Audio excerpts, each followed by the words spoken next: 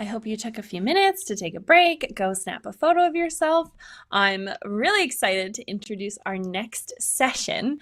We are welcoming two gurus from the gaming industry. Doug Scott is the CMO of Twitch. He has extensive experience in entertainment, media, and technology, driving profitable growth in management and marketing roles. Doug will be joined by Erin Wayne, the Director of Community and Creator Marketing. She launched and contributed Twitch Ambassadors, Creator Camp, Community Meetups, Twitch Unity, TwitchCon, and she's also the 2020 Community Professional of the Year for a gaming community. Today, they will be discussing Twitch's approach to partnering with creators, building engagement, maintaining community health, and empowering the next wave of community contributors. Please join me with a virtual standing ovation. Welcome Doug Scott and Erin Wayne. Hi. Hey, how's it going? Great to be here. Thanks for coming. Great. Well, yeah. So, I think what we'll do is we'll introduce ourselves first, and then I'm really looking forward to the session because it's not always the case I get to carve out an hour in my day to hang out with Erin and chat back and forth about community, which is really very much at the center of everything that Twitch does. So maybe I'll say a few words about my background, and then I'll throw it over to Erin, and then we'll head off into the great unknown. So as Beth mentioned, I've spent a lot of time in and around various entertainment businesses, but when I really think about the different things that I've worked on, which includes a lot of video games, some music, some sports, some beer and wine, it really comes back to these things that ultimately give people real joy in their days, and ultimately form the bed of social bonding, and that's really been what I found myself, drawn to, and it's because I think I like people, and I like joy, and that's very much what's brought me to Twitch. So that's basically a quick thing of my background.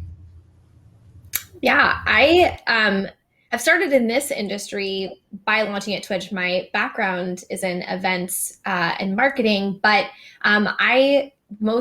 like most gamers, started gaming very young and pivoted that into a career making Minecraft and The Sims content. And then shortly after that, came to work at Twitch about 6.5 years ago under the partnerships team. And since then have evolved from partnerships to community management to community marketing.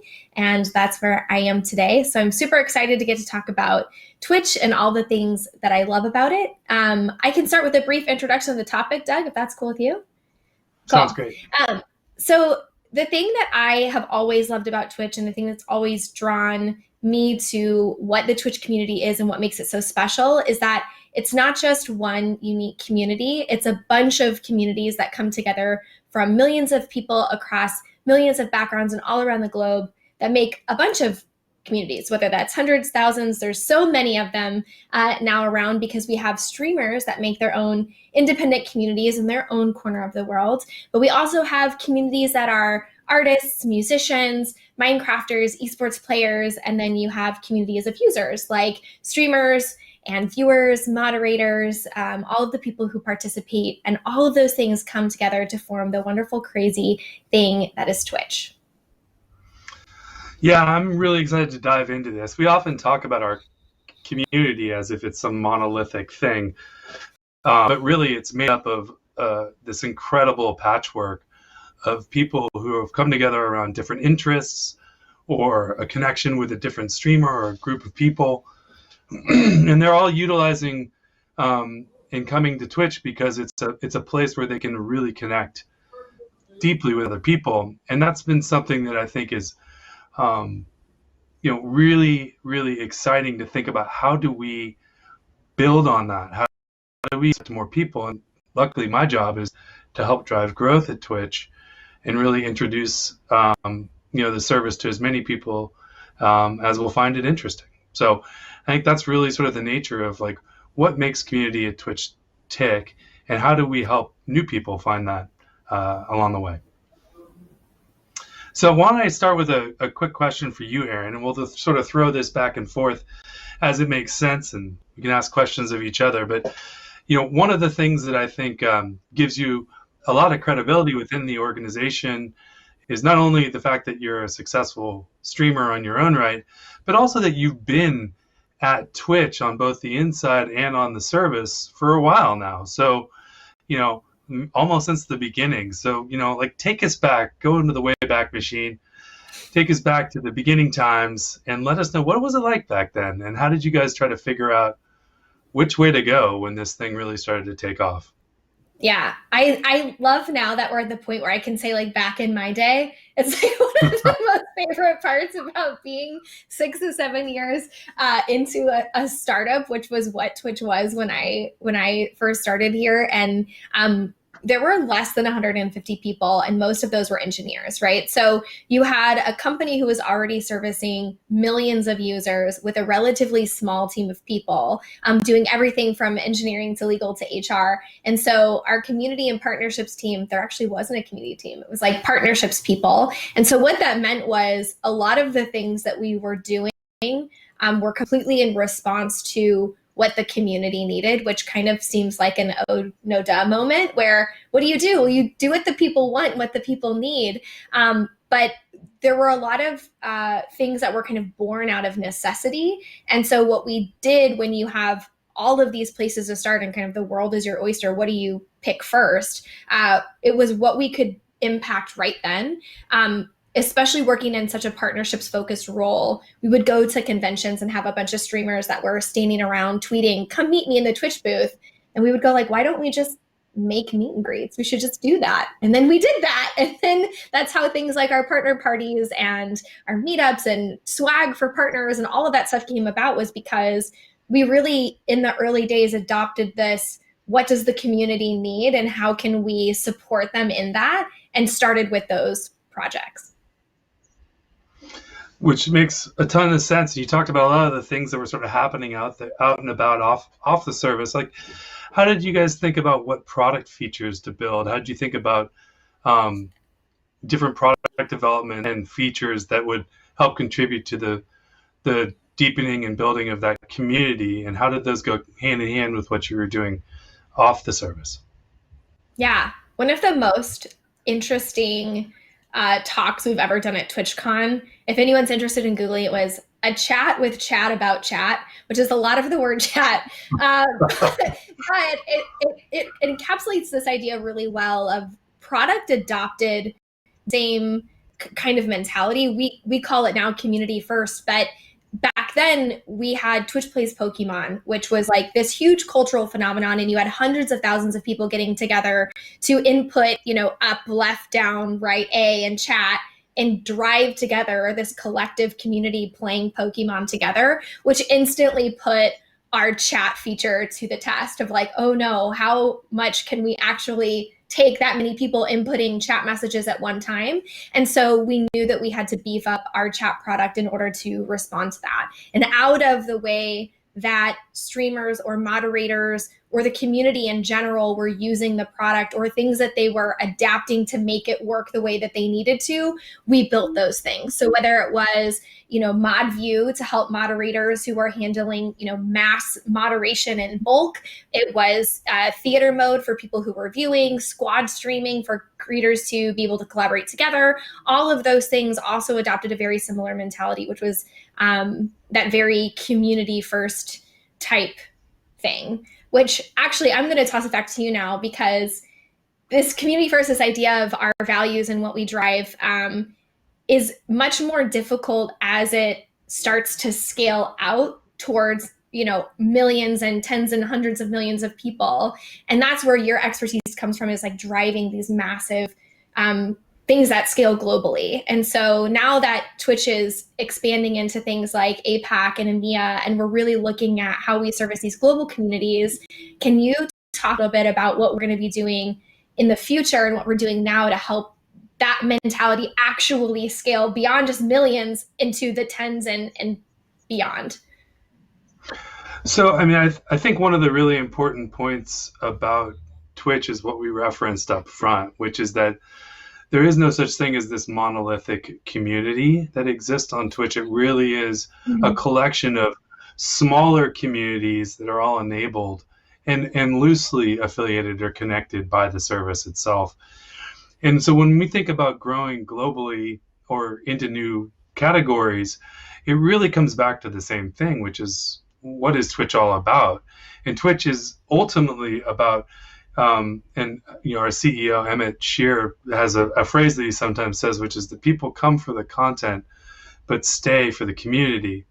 And I think that is exactly right about the real depth and meaning that ultimately derive from Twitch, and I would argue from a well-enabled live streaming experience, is that it's interactive and it's participatory, and you're not a passive recipient of some stream of information.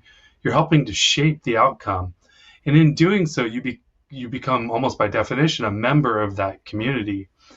So that experience thrives in many cases in some of the smaller communities. So you might have 50 or 100 concurrent viewers. And that's really where your voice can be heard. You really can influence the outcome. If there's 50 or 100,000 concurrent viewers at a time, which there often are on certain streams, like that's a little bit harder to have your. And so we've enabled that through various features, but really at the end of the day, that community connection is what really drives Twitch.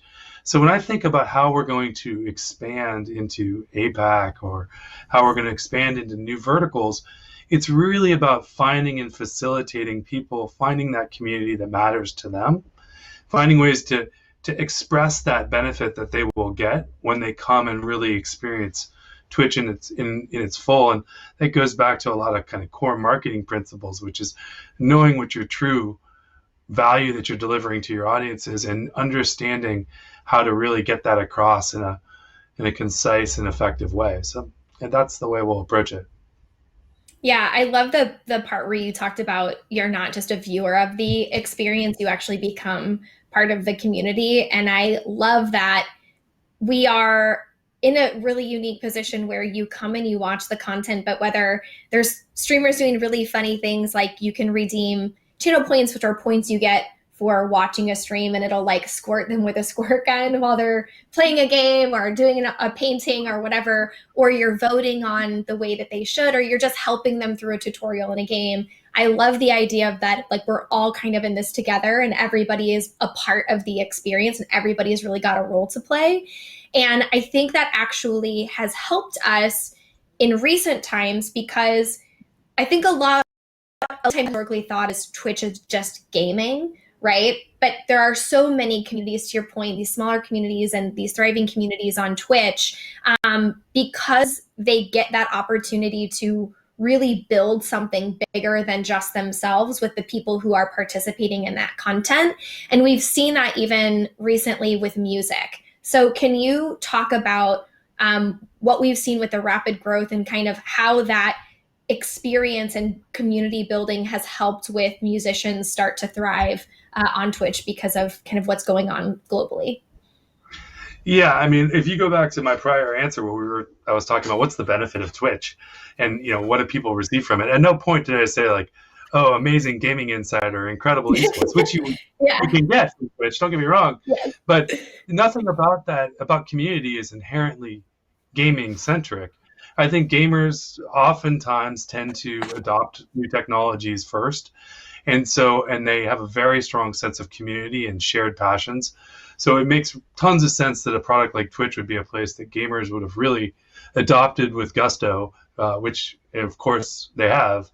But there's nothing inherent in the experience that makes it unique to gaming and gaming alone.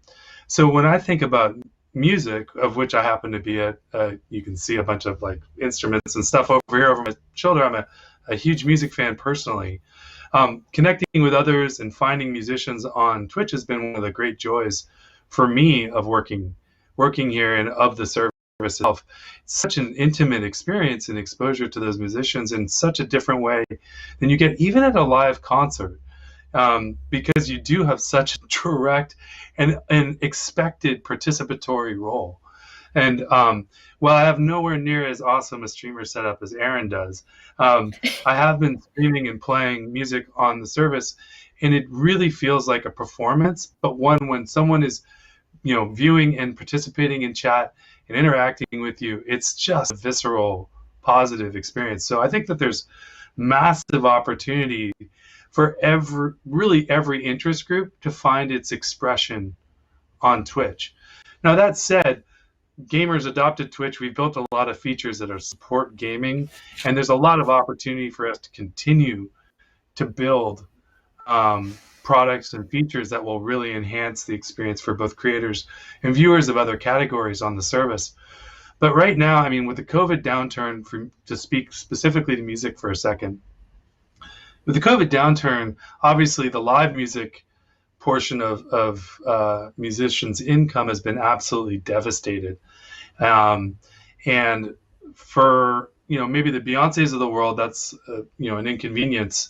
But for working musicians, it's a major impact to their income. And they obviously, musicians are musicians because they love being a musician, and they love that connection they get with their fans. And I think they're really hurting because they can't have that right now in the same way that they're used to. And so many working musicians have been finding that connection on Twitch. And so we've seen like a fourfold increase over the last couple of years really on music on Twitch. It's obviously accelerated dramatically during the pandemic shutdown. And it's just an area of tremendous innovation. The other thing that I would just note is I don't know if anyone had really totally grokked this before we were thrust into this experiment that's happening right now, or not so grand experiment is probably a better way to put it, of the shutdown. But one of the things that I don't know that we'd always ever articulated to musicians was on Twitch, you don't need hundreds or thousands of concurrent viewers if you're a consistent streamer in order to have a really viable business, to be able to generate a meaningful income. You really only need a relatively small number of core fans who really love you and are there for you. And that's exactly what the Twitch service facilitates. So these communities, micro communities of a couple hundred or a couple thousand individuals who might, 100 of which might show up on any given stream or at any given point, can actually create a really profound impact on the income a musician or a streamer of any sort can see.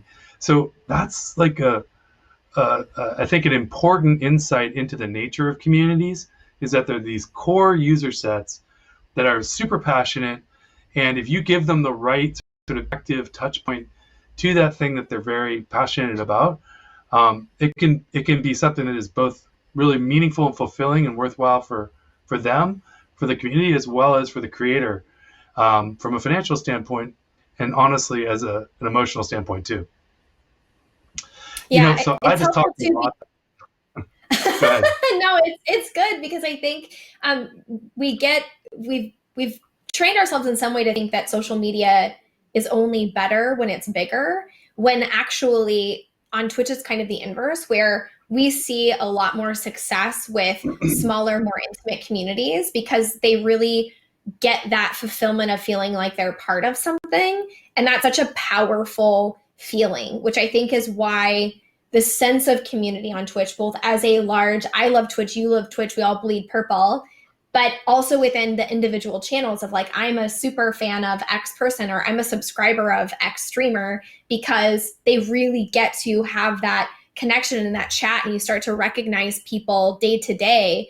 And those relationships that form are ultimately what makes that experience so powerful, that it doesn't have to have thousands of people. You can have a really great stream with 75 people, and it's such a cool experience to do whatever it is, whether you're cooking or watching a show through a watch party or whatever the case may be, is you really can build that strong sense of community, and you don't have to have thousands to succeed like you would think you would have to on other services.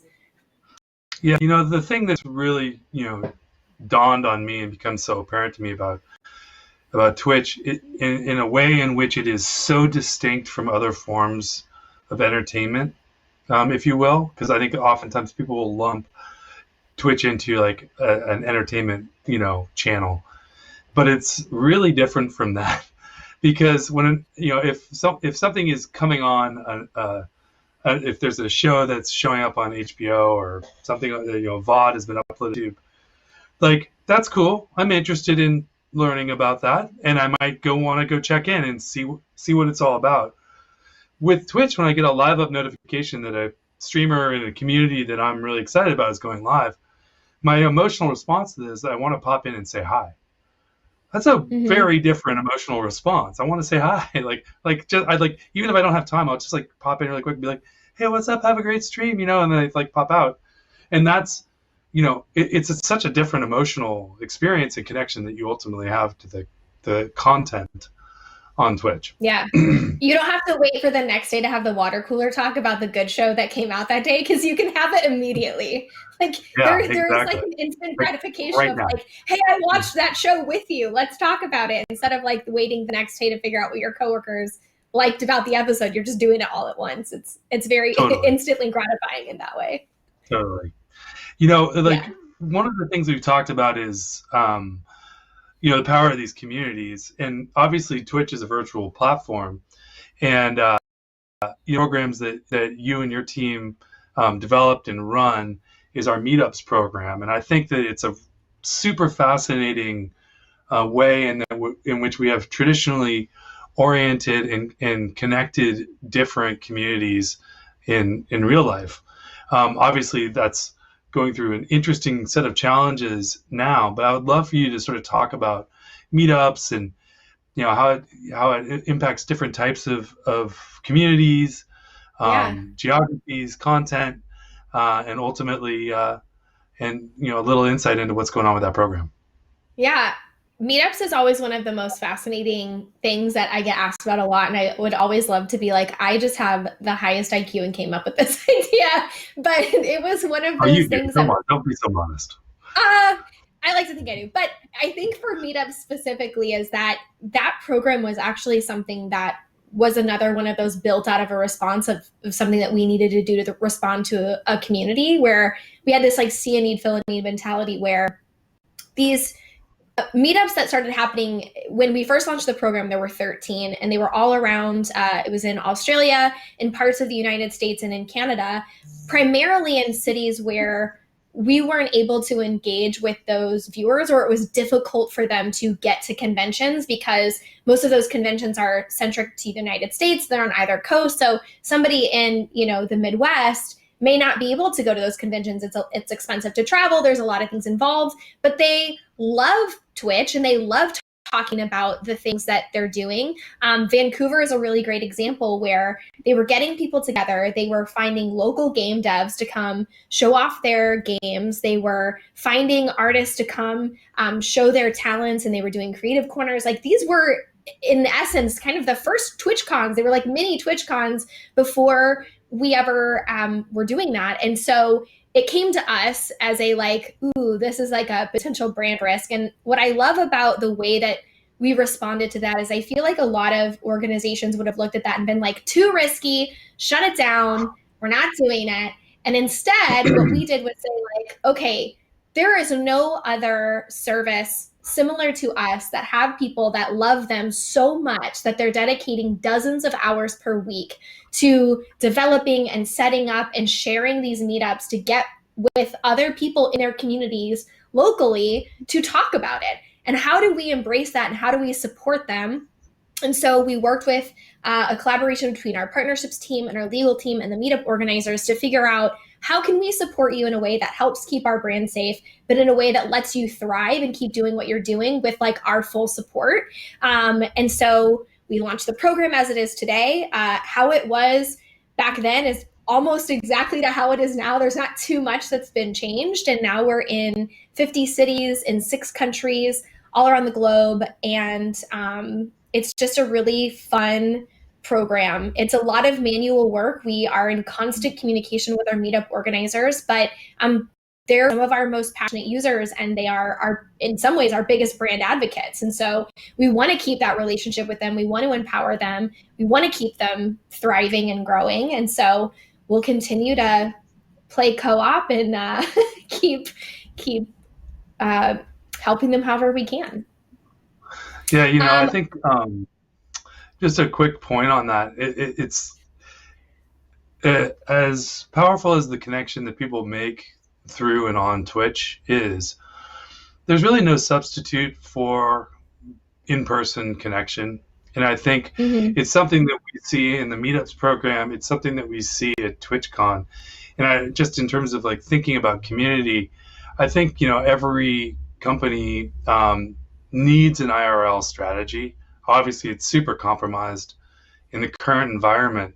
But when you really think about long term, you have to be thinking about that IRL component and how you're facilitating that and how you're leveraging your community to drive that. I mean, the fact that it sort of was community generated in the first place, a lot of the meetups, is a great, like, the reaction should be to lean into that, not to try to control it necessarily. It should be to enable that. So I think it's great that Twitch was able to do that. And it's created something really powerful for us. Yeah, it's such a powerful experience, whether it's through a volunteer event or a third-party event, like something like a meetup or TwitchCon. I just actually saw on my Facebook timeline pop up from the first ever TwitchCon. Like, it was the weekend after, and it was like, all these people came to our convention, and it was the happiest live, because it's so powerful, even when you're the person working on it, to get all these people together where you have an instant connect. I can't think of many other times where I've walked into a sea of thousands of people and had an instant connection where I can say, like, you like the thing, I like the thing, let's be friends. And that's what it is at these events, whether it's TwitchCon or these first party events, or even online, right? Even when you transfer that experience to something that is, takes place on Twitch, that instant connection of, we have this thing in common, let's continue to build that relationship through a stream or through an event, I think is really powerful. I want to skip ahead a little bit because I want to make sure we get time to cover it, because it's so important, I think, too, to carve out time to talk about this. Keeping our communities safe, whether it's in person or online, is a huge part of any community, whether it's Twitch or any other place. So I think it would be worth getting your kind of take on our moderation and how we think about what that experience is like when you're on Twitch, because it is a global community of millions of people and can be a very large challenge to tackle for sure. And it's live. It's live, right? That introduces a whole other challenge as well, right? It's not like we can run a ton of AI over live. So so it really does. It puts a huge onus on us as a service to really have a very strong code of conduct in terms of service that we extremely seriously. The community guidelines is something that we spend a massive amount of resource internally, making sure that we have them right, and they continue to evolve as the world evolves and we learn new things. So it's not like there'll probably never be a perfectly fixed document, if you will, but it's a living, breathing thing that really responds to what is healthiest for our community. It's incredibly important to us. It's absolutely central to the way we manage the business every day. We made a huge investment over the past couple of years to really scale our safety operations team internally, which handles any and all notification of anything that's gone wrong. I think it's super important for people to understand that Twitch is not a free speech platform. We have very serious code of conduct, as I mentioned, that as long as you're willing to be, play by those rules, like, you're welcome aboard. But as soon as something steps into, something that's hateful or racist or really exclusionary, that's not going to be. It's not going to be something that's going to be tolerated on the service, and we act swiftly and as consistently as we can. We obviously have built a lot of technology to try to help with this as well. We have automatic moderation tools that a creator can employ on their channel. But I think that the real secret sauce of what makes Twitch, in my opinion, a more positive environment than some other online environments is really the presence of the community itself. And in particular, our moderators.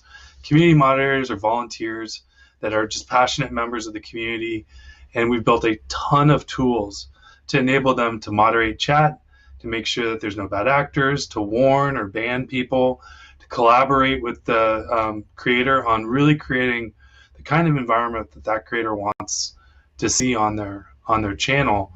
And the net effect of that is, well, two things. One is, I think, a much more positive environment as really enabled by those volunteer mods. And it gets fed back to them. I mean, mod love is a real thing on Twitch where people appreciate what the moderators do to keep an environment positive. And it's, it's not that different. Again, we go back to these smaller communities. The truth is that when if people know they're sort of being watched and observed in a community environment, they tend to behave pretty well. It's natural human behavior, and we see that on Twitch. So it doesn't mean that we're without issues.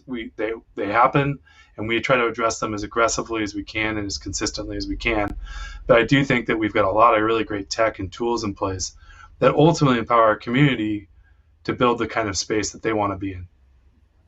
I think that's really important too, because each one of these we'll go to the communities as neighborhoods, everybody's little home, they want to paint it their own color, they want to put their own landscaping out, and moderators are really the ones that help define that landscape with the streamers' input of how they want things to run and what they want to allow and what they don't want to allow. And the moderation tools happen at the broadcaster side to choose who they want to be moderators on their channel. It happens on the moderator side where they can choose what to allow and what not to allow, and can someone post a link or what mode the chat's in. And then it's also on the viewer side where viewers can say, actually, I want a little bit more moderation from the chat that I see regardless of where I am. And so here are the types of filters I want to put on the messages that I can see for myself. And so allowing that type of safety experience to be customized at every step and at every level and every user interface, I think is so important to making sure that everybody feels comfortable and welcome and can run those experiences the way that they want. You talked about moderation that scales, right? So we have things like AutoMod. Our customer support is one of those things that we've really tried to scale while not going, the route of just automating everything, where our customer support is still largely personal, which I'm sure is challenging with international audiences. I stick on the community side, but you've been really heavily integrated into the customer experience. And I would love to give you an opportunity to talk about that too, because I find what Twitch has done to be so rewarding and so powerful with how we even manage things like that. Yeah, I'd say it's a real continuum from the conversation we were just having about trust and safety and our safety operations team. CX, a lot of companies, as you know, will outsource a lot of their customer support, which, again, we have outsourcing resources as well that we tap into, but the relative percentage of tickets that are handled internally is actually quite high, and that's by design, because our CX team is mostly sourced from the community themselves. They're very passionate about Twitch and Twitch communities. They understand the nuance of how these communities come together and what's important to them, and why certain aspects would be frustrating or exciting for them. And so that gives them a real empathy, I think, in terms of how they respond to inbound inquiries from our customer base, of whether it's partners or affiliates on the creator side, or if it's viewers or other partners that we have out there in the ecosystem. And they do a tremendous job of really bringing that empathy to the fore. And we've really tried to make sure that we never lost that actual brand, insight and affinity as something that really comes through in those touch points. I think it's super critical to have that be just as important a way communicating a marketing message about your brand as any other channel, really.